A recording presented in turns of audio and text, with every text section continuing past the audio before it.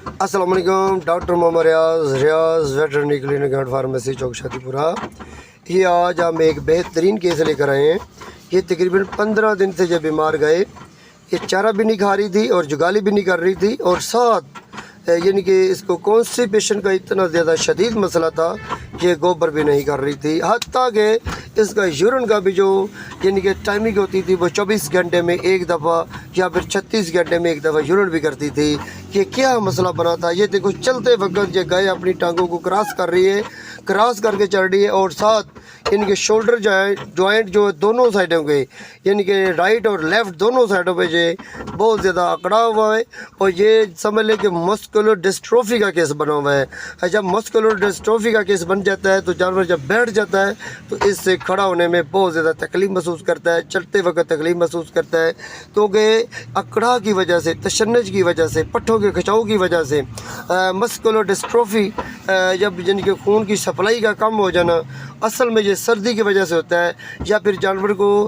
पसीना वगैरह या गर्मी वगैरह या धूप वगैरह में बंधा हुआ हो एकदम नहलाने से भी हो सकता है, या फिर जानवर धूप में हो तो फिर एकदम ठंडी हवा वगैरह डालने से, ठंडी हवा वगैरह में बांधने से भी ये जानवरों को अक्सर हमने देखा है कि जूड़ापन हो जाता है, और इसके साथ जानवर को चोट वगैरह लगने की वजह से भी हो सकता है। हाँ, एक और चीज़ होती है, जानवर की खुराक की कमी की वजह से जिस्म में मौजूद यानी कि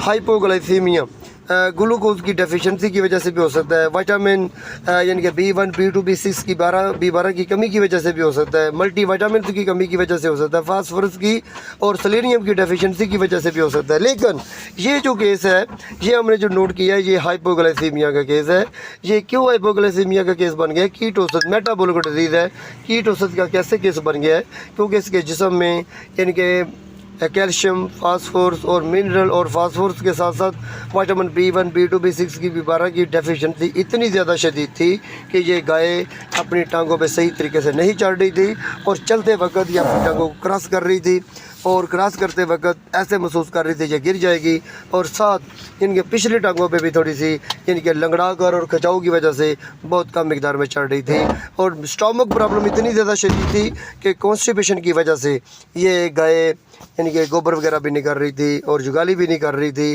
तकरीबन 6 दिन से मुसलसल जुगाली ना करना और गोबर का ना करना, जिसकी वजह से गाय की यानी कि हालत इतनी ज़्यादा नाजुक हो चुकी थी कि ये मालिक जो थे, ये गाय के जो यानी कि कस्टमर मालिक थे, वो इस गाय को सेल करने के बारे में सोच रहे थे। लेकिन हमने इसको तसल्ली दी, अपने भाइयों को बताया कि ये गाय का इलाज हो सकता है, अगर हम कोशिश करें तो ये ट्रीटमेंट इंशाल्लाह 100% तक हम कोशिश करेंगे कि इसको बेहतर कर सके। हमने फ़ैसला किया र्यूमन यानी कि स्टोमक की यानी कि इन्फेक्शन ऑफ की र्यूमन को ख़त्म करने के लिए हमने स्टोमक ट्यूब का फ़ैसला किया लगाने का। स्टोमक ट्यूब लगाकर इसका स्टोमक को वाश करें। वाश करने के बाद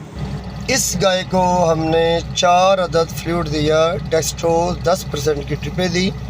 और साथ हमने नीरोफास, बी कम्प्लेक्स, ग्लूकोफेज, एमिवाइकाम और मल्टी माइनोजेसिक हमने ये कम्बिनेशन इन ड्रिपों में हमने ऐड किया, और साथ हमने इंट्रामस्कुलर तौर पर हमने जो इंजेक्शन दिए वो हमने सेलिवेट हमने 20 ml दिया, कीटोजेट हमने 20 ml दिया, और साथ सबसे मेन पॉइंट जो है हमने जिगर के लिए, स्टमक के लिए, मैदे के लिए हमने ईस्ट, एल्विजस, टॉक्सिन बेंडर और नारदाना पुदीना ये भी यूज़ करवाया। ये देखिए, हमने जब स्टमक ट्यूब इसके हमने स्टमक में जब ऐड की तो अंदर से ये काफ़ी पुराना तूड़ी मिला गतावा और वंडा वगैरह जो इन्होंने डाला हुआ था, ये अंदर से बाहर निकल रहा है, और ये बहुत हैरान हो रहे हैं कि ये तो हमने इतने दिनों से पहले डाला था, ये अब निकल रहा है। हमने बोला जब स्टमक में जब प्रॉब्लम बनती है तो कई दिन तक अंदर इन्फेक्शन ऑफ की र्यूमर जो होती है वो जमा होती रहती है, फिर आहिस्ता आहिस्ता जानवर रुकता है, फिर आहिस्ता आहिस्ता रुकने के बाद जानवर मुकम्मल तौर पर कंप्लीट रुक जाता है। ये वही केस हुआ था। तो हमने इसको यानी कि स्टमक ट्यूब डालकर हल्क के ज़रिए, बक्कल कैविटी के ज़रिए हमने स्टमक में ऐड की, और ऐड करने के बाद हमने इसका स्टमक वाश कर दिया। स्टमक वाश करने के बाद ये गाय फ़ौरन ही यानी कि इसकी हालत बेहतर हो चुकी थी, और यानी कि ये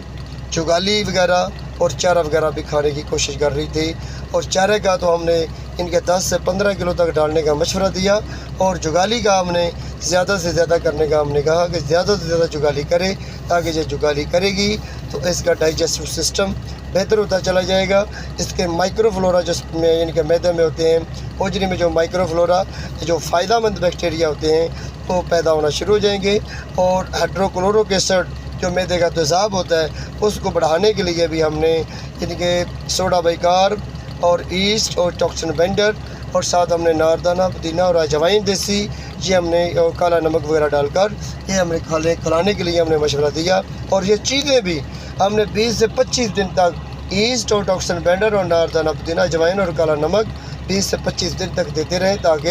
ये स्टोमक जो कमज़ोर स्टोमक है वो भी अपनी इनकी ताकत में आ जाए, कमज़ोरी दूर हो जाए।